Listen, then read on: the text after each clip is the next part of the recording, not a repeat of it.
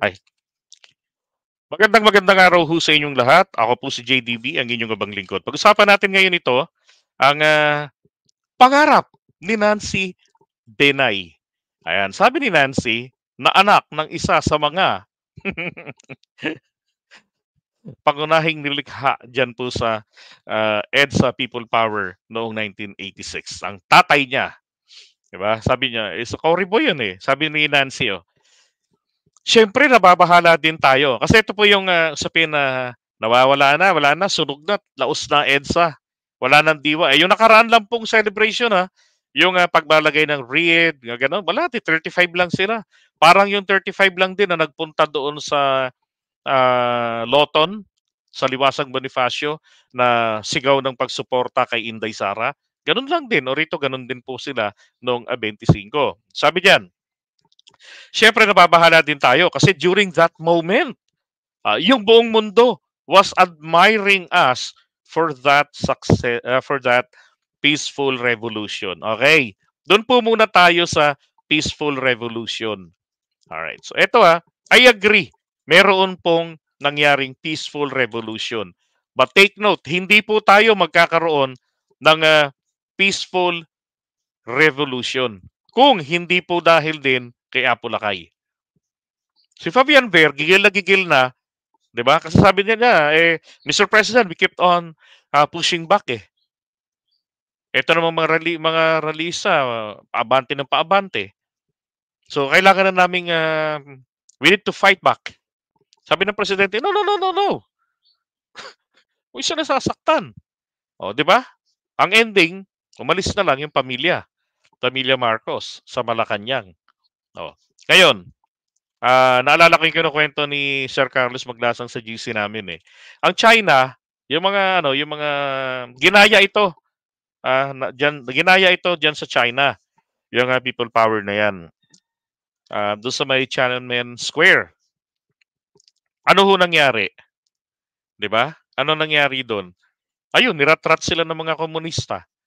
Akala nila kasi, 'di ba Sir Carlos, akala nila gagayahin, mangyayari sa kanila sa China, itong napaka mapayapang pagpabagsak kay Apo Lakay mula sa pwesto. Akala nila ganun-ganun din. O pagdating ng China, doon sa China, ayun, pinagbababaril sila yung mga nangunang mga estudyanteng, pro-democracy. Hmm. Pagkatapos ba nun, ano nangyari? Di ba? Wala na. Oh. Yan ang hindi naiisip nila Nancy Binay. Okay, sabi niya, yung buong mundo raw po was admiring us. Oo nga, ginaya nga tayo eh. Ayun, narat-rat. Sabi rito, sana unti-unti, ito sana unti-unti na maituro siya sa next generation. Sira ulo pala to. Yun yung pinakamaitim na yugto na nangyari sa ating bayan.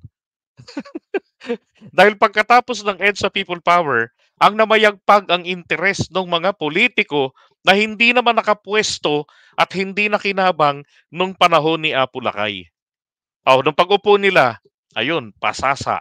Ano nangyari sa atin? Benta rito, schedule ng bentahan ng mga GOCCs natin. Yung mga negosyante, di ba? Walang tiwala na sa Pilipinas, pull out ng negosyo, yung mga dayuhan, yung mga local natin, sa labas na ng bansa nag-invest o di bulusok ang ekonomiya. Ang China, ninakawan tayo ng 7 features dyan sa West Philippine Sea. Hindi nalaman ng gobyerno ni Cory Aquino noong 1988. Di ba, Nancy? Sabi niya, sana unti-unti na maituro siya sa next generation kung ano ba yung nangyari during that period in our history. Pag tinuro ba na kaya naging peaceful ito kasi kusang loob na umalis si na Apo Lakay sa Malacanang, matutuwa kaya si Nancy? Bahagi ng, sabi niya, nangyari during that period in our history. Bahagi ng pagiging Pilipino ang EDSA Revolution. Bangungot ka mo ng mga Pilipino ang nangyari yan sa EDSA Revolution dahil hindi ho naging maganda ang outcome. Yung pangarap na maging mala Singapore, hanggang ngayon, pangarap pa rin. 'Di ba? Nag-deteriorate lang po ang Pilipinas. Katarantaduhan yan. Yung mouse ko tumakbo. Ngayon may sumagot po, may tumugon po. Oh, tatanungin ko kayo, sino po yung tumugon sa pangarap na 'to ni Nancy Binay? Oh, paki-comment po, ah. Sabi, ang EDSA 1 ang malaking bangungot sa bansa. Lalong dumaming buwaya sa atin, sa bansa natin. Pakisagot po yung tanong ko. Okay? Ayun, dumami po squatters, 'di ba? Kasi yung mga ano yung mga pangako na kagaya ng pabahay, nung panahon ni Apo Lakay, ginagawa pabahay. Ito 'tong tinitirahan namin. Oh, pabahay ito, National Housing, NHA, 'di ba? Nung panahon nila wala. Kaya nga namayagpag ang mga Villar, eh. Kaya nga namayagpag yung mga private real estate, 'di ba, developer. Oh, mga um, oligarko ang mga namayagpag dito. Dahil po doon sa polisiya ng saligang batas natin na Filipino First. Ang Filipino First, napakaganda yan kung tayo po ay nagpo-produce. 'Di ba? Pero kung wala tayong produksyon, shit. Anong gagawin natin? 'Di ba? Yung may kakayanan bumili, gumastos, yun lang, gaya ng mga negosyante natin, yun lang ang makikinabang. At yun ang katotohanan kung bakit kahit tumataas ang ating GDP, tumataas ang ating ekonomiya, hindi ramdam ng bulsa ng mga Pilipino. Kasi hindi kasi tayo bahagi doon. Ay nako. O ngayon, tama ho kayo, si VP Sara po. Yung tumugon. Ito yung kinukwento ko sa inyo na nabasa ko yan sa Philippine Daily Inquirer. Ah, sabi, DepEd calls for school activities about EDSA. Shit! Hindi ho tama ganito, VP. 'Di ba? O ngayon, yung kanyang dahil ba naging vice president napraning na, 'di ba? 'Di ba meron nga siyang dinilit na ano sabi niya ron sa dinilit niya?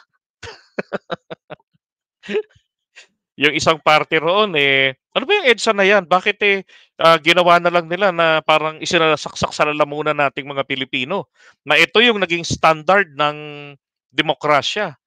Aba, nung naging vice president, dahil lamang sa hindi napagbigyan. Ngayon lang naman po na ganyan si VP. Ngayon lang naman. Pagkatapos hindi makakuha ng confidential fund. Oh my God. 'Di ba? Ganun pala no kapag hindi nakuha yung gusto, ayan, papakita ng pagka-spoiled brat, 'di ba? Aakto na kalaban. O edi ituro mo, 'di ba? Bulukin. Unahin yung turuan kasi anak mo. Ganun lang yung VP. 'Di ba? Una mong turuan. Alam mo anak, ganito yung nangyari nung ano eh. O tignan natin ano itsura ng anak mo pag lumaki. 'Di ba? Full of hatred. Ah, through lies and deception. Yun ang yun ang talamak diyan sa EDSA na yan nila noon eh. O, tingnan niyo na lang successfully na ilagay nila si Apo Lakay doon sa Guinness Book of World Record na pinaka dakilang magnanakaw sa buong mundo. O kalaunan ano nangyari? Mismo ang Guinness Book of World Record. So, sila na rin unti-unti una hinide lang nila, in-archive, 'di ba? Kalaunan tinanggalan nila ng tuluyan 'yun. Bakit? Hindi pala totoo gago rin yung taga Guinness Book of World Records Mga kaso ang pinagbasihan na maraming mga naisampang kaso. Hindi naman napatunayan. 'Di ba dapat facts ang basihan ng Guinness Book of World Record? Ay nako. Tapos eto ngayon dinilit niya. Alam mo bilang Vice President o sino mang leader ng ating bansa, maging maingat kayo sa inyong mga aksyon. Hindi yung para lamang kayong naglibang. 'Di ba? Nakakantsawan tuloy na-addict sa basketball. Ay, my goodness. 'Di ba? Hindi dapat ganyan ang ating nasa DepEd. Ito'y hayagan po na pangiinsulto sa ating presidente at sa pamilya nito. Bakit? Katulad din wala namang pinag-iba yang sinabi niyang 'yan do'n sa pulburon video na ginawa niya. Oh, wala hong pinag-iba 'yan. 'Di ba? Isipin mo kasagsagan ng kalagitnaan ng atake kay BBM ng pulburon video. Oh. Yung source nilang pinaniniwalaan si Maharlika. Ang source ni Maharlika si Senator Amy Marcos, 'no, na hindi nag-deny, 'di ba? Eh, kailan ginawa ni VP Sara yung pulburon? Pagkatapos na hindi makakuha ng confidential funds, no, yung 650 million. Sus Mariosep, tapos, eto ngayon ang tirada. Oh, kaya tuloy si Harry Roque, tuwang-tuwa sa kanya, 'di ba? Okay, so iwan po muna natin ito, ha?